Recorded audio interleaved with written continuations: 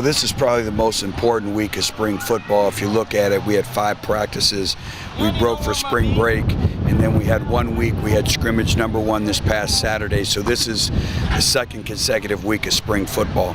This is really where your toughness is born, the continuity, the consistency. So we'll scrimmage again at noon on Saturday, but I think it's just a high level of consistency. How many players do we have that are playing winning football? I talk about winning football. It's not just playing winning football for 1 snap.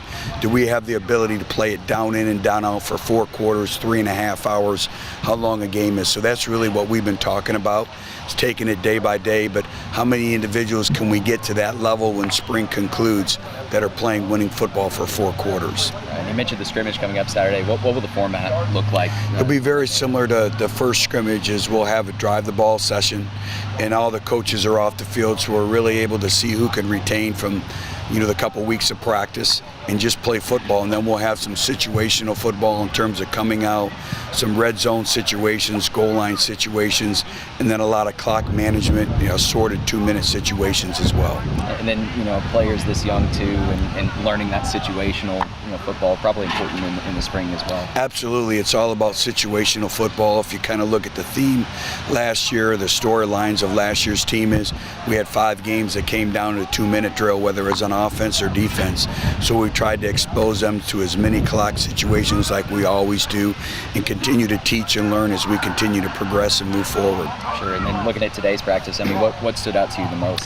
Well, I think it's a grind. Not only are we practicing on Tuesday, Thursday, and Saturdays, but we're also lifting on Monday, Wednesdays, and Fridays. So the ability to come out, we have some individuals that we held out at today's practice. So it's new opportunities for new individuals, new leadership opportunities as well. But also going through a course of spring football is really developing our depth. And that was really a big key today, some live situations against some clock management situations, and just playing football. The volume of just playing football has been more than we've ever had, because we really think that's what this team needs. Every team is different in its needs and the ability to grow.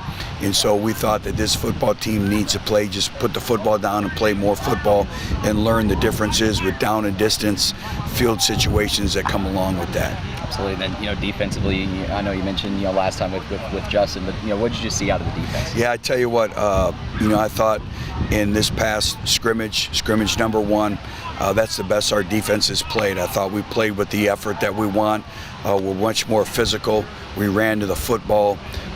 We were able to stop the run. As a head coach in the spring, it's a give and take. You want your defense to do well, but you want to have some success on offense too. But the day was pretty much predicated by the defense. However, when we shortened the field, the offense scored.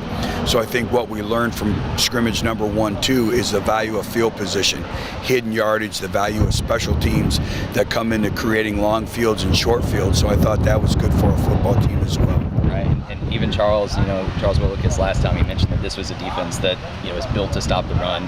Do you see it that way as well? It is. The schematics of it is, we work to get 8 men in the box.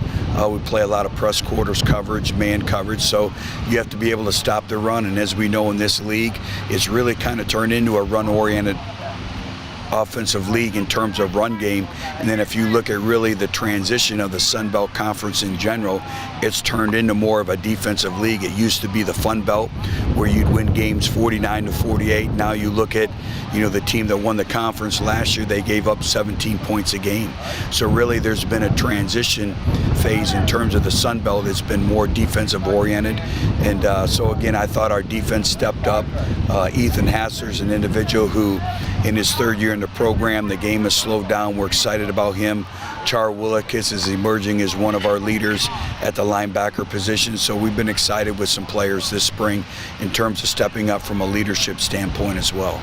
Absolutely, and you mentioned just the amount of seniors, the amount of leadership that left last year's team. I know that you've been stressing, leadership and even at the end of practice there, the horn that got me, by the way. So thank you for that. But just talking about that value of not only being a leader but communicating as well. Well, there's principles and values in our program, and we've really studied connection and connectivity and the art of communication in all forms, and that's something that today we lacked a little bit. And most mental errors, most misassignments are formed because of lack of communication. And so lack of communication is critical, but communication is a form of confidence, that you know what you're doing and how you echo the calls. And so that's something that we've stressed all spring. So every time you have a teaching moment, a teaching opportunity, you have to take full advantage of that.